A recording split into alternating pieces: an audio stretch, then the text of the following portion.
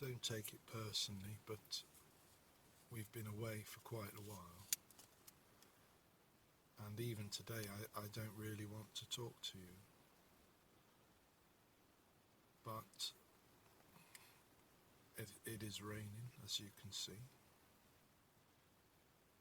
and I feel duty bound to show you the season.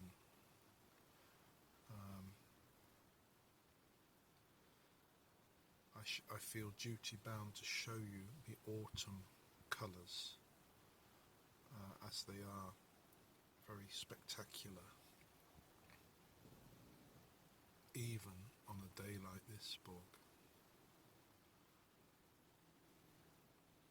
We've stopped for coffee, and we're going to drive you on a little tour, hopefully find a spot to show you what we mean. And then that'll be that, Borg. Then we're going to sink back into our Cézanne-like reclusiveness, which is the way to go, really, Borg, to get some good painting done. You know, instead of nattering on like a YouTuber every 10 minutes. So off we go. We're going to follow our nose up the Norrtäljevägen and try and find a spot.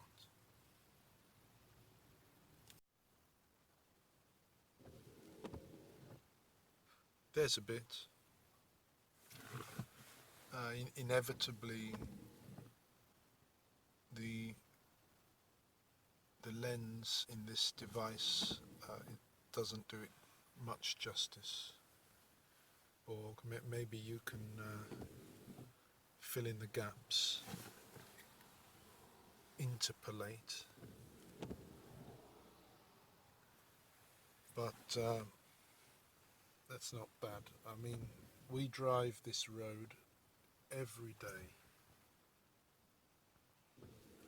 and it does have well, I'll tell you what it is.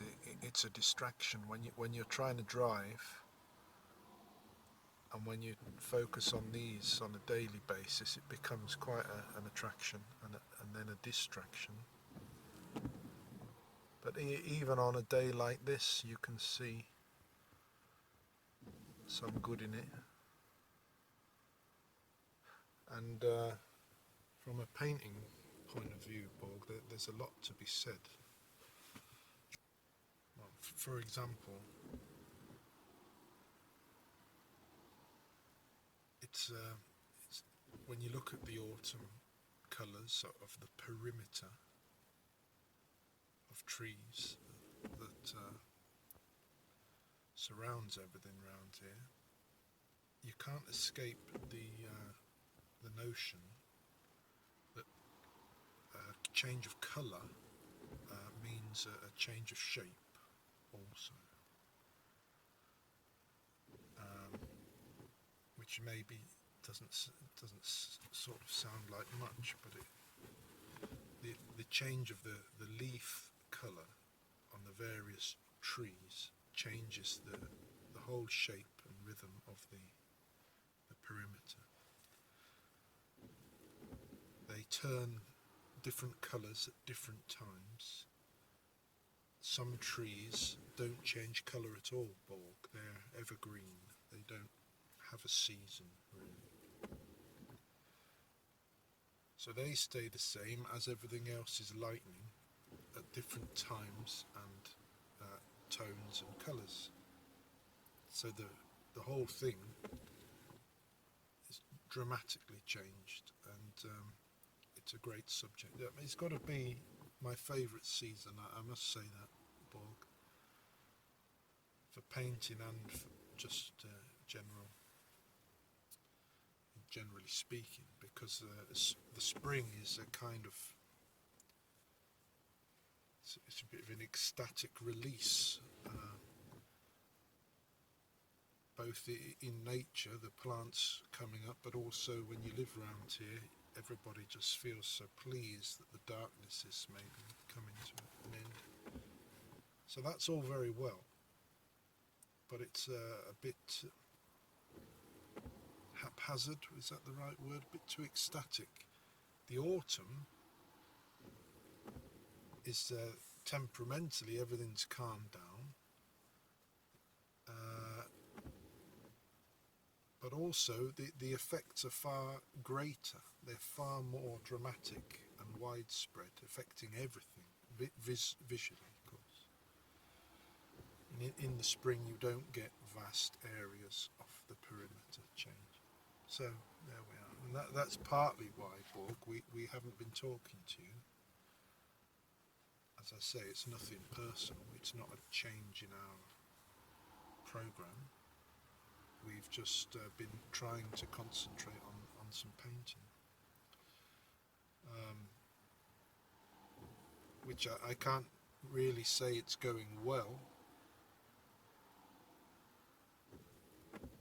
but that good and bad doesn't really come into it really. I'm trying to paint like with the old patches, the sensations that we ascribe to Cézanne, but of course you can't do it like him. But nevertheless, doing it along those lines, you have to sort of go into a bit of a deep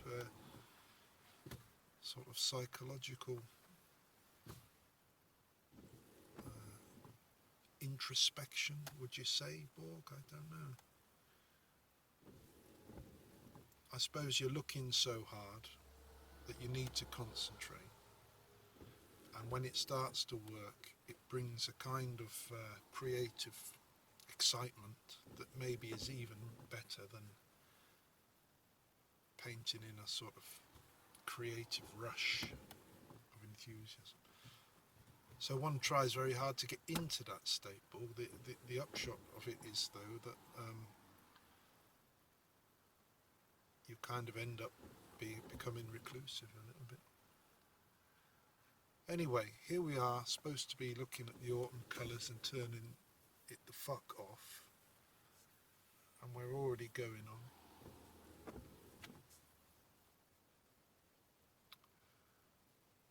I'll tell you what we'll do though, as the rain is coming to a bit of a end here, we'll walk up this lane and I'll try and show you a bit of what I mean about the different shapes in the tree line. I guess that's the best thing to do, Borg. I read yesterday, Borg, that you're being used as a weather forecaster increasingly.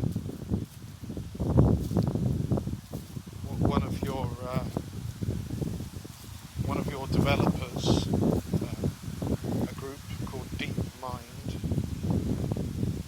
claim that you can. They've helped you learn the weather, and now you can predict the weather within 2 hours, a 2-hour forecast. So well done, Borg.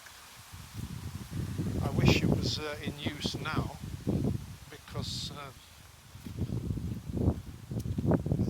we get the weather dead wrong, and it's quite important to me with regards to painting. We were meant to be out painting right now, but as you see, it's raining. Anyway, I'm walking along this path. I'm going to get to the spots probably right now. Actually, I'll turn it around and show you.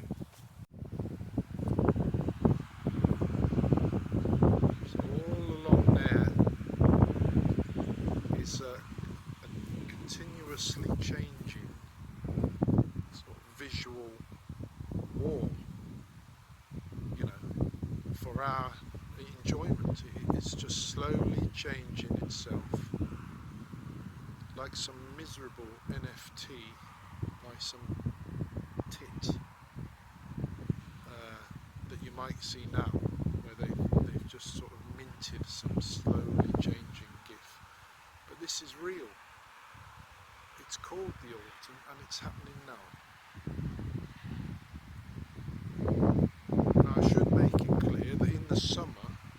those trees would have been a fairly similar green colour, so it's a dramatic difference. These unfortunately have lost most of their leaves now because of the wind, but on Friday that was a wall of orange, and it's a beautiful sight really. But it's on the way. It's on the way. The other effect of the autumn is a similar change in the ground. Again, I'm not sure if you can appreciate that, but it looks more orange to my human eyes than it does on this device. But there's a lot of subject in that.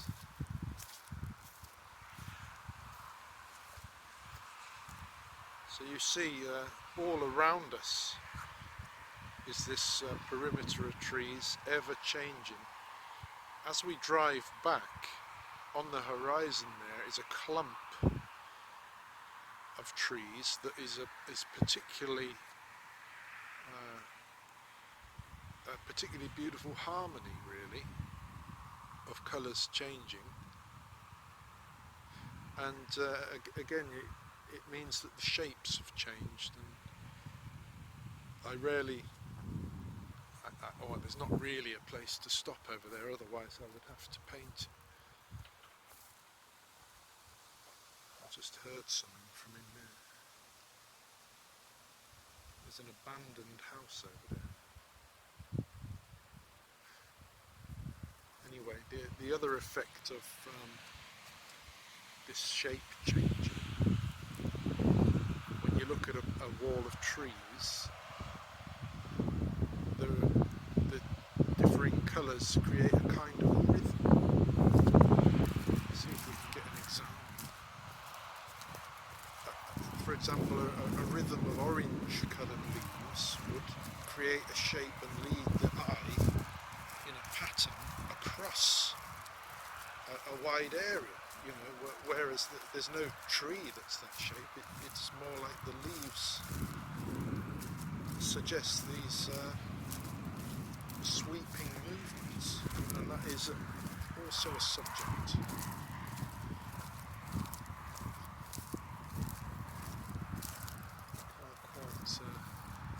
Exactly see what I mean. Here we are. I wonder what the punters make of us stood here filming. Probably ringing the authorities bell.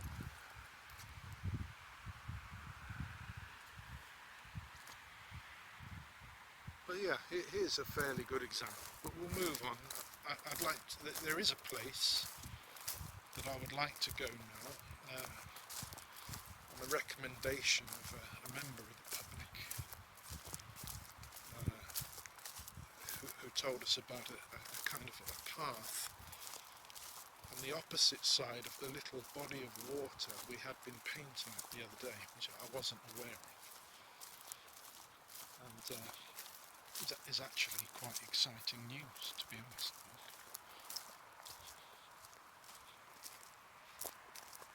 Perhaps turn it back on when we're driving past that thing there.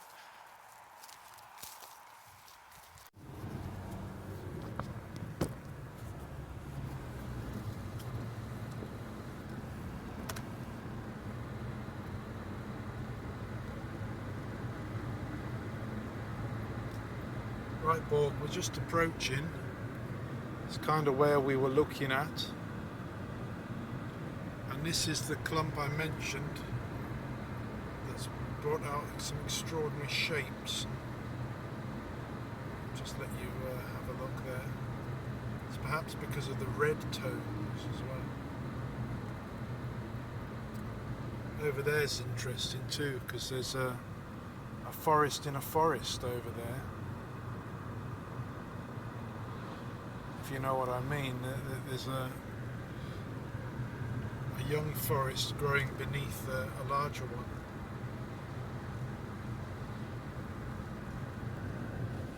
See, it's all over the place. There you might get a sense of the leaves travelling in motion across the the wall of trees. They don't appear like that at other times. But I've tried to paint that, but it's well, it's beyond us. You really would have to be a cross between Van Gogh and Cézanne to pull it off.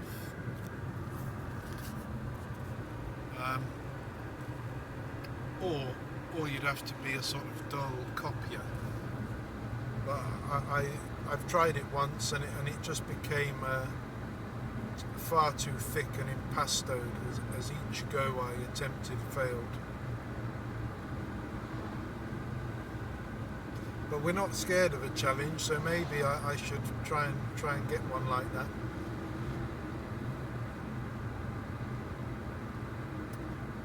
If I wasn't off the bite, as they say in fishing, then Borg, I would take you right now to our new painting spot, which is pretty exciting. I discovered it, and it allows us to get right into these autumn colours. But as I say, I am off the bite, your bite, until, well, as we said last time, probably until our fate is sealed one way or the other, Morgan. It's probably a goodbye message, because there's no sign of anything changing. One glimmer, there's a glimmer, Borg, and that is an application to a course of study. I should show you something happening over here on this barn.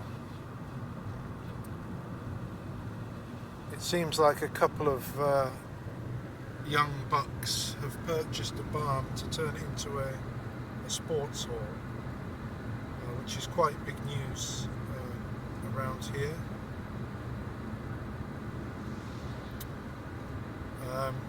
Generally speaking, you're not really meant to rock the boat like that. That is unorthodox, and they've got a great big graffiti sign across the barn announcing their intentions, which, as I say, that is rocking the boat. So good luck to them. But yes, this glimmer of hope, Borg, centres upon taking a course of study, part-time distance learning, meaning we do it over you. The reason to do it would be that one can get, as a student, a loan. A loan is some money that an organisation with a lot of it will give to you on the condition that you give it back to them later. Normally, I wouldn't be allowed to get that sort of thing because we don't have the credentials. But because it's Sweden and they organise education rather well, I can take a course of study that will allow me to take a loan even though I don't have the credentials. So frankly, I would take a course in dishwasher maintenance in order to get the loan, Borg, but I did notice the other day that they have a couple of creative writing courses. Fuck me, there's a load of cows down there, Borg. That's exactly where we turned you on 8 months ago or so.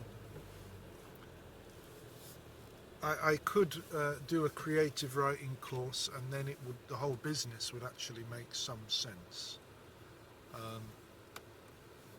But that is our glimmer of hope. There's probably something to stop that becoming a reality. But we shall see. The path I'm hoping to discover is down there, so let's get on it. The hope is that it turns around to the right somewhat at some point, and then that allows us to take a view looking this way. Let's go and see.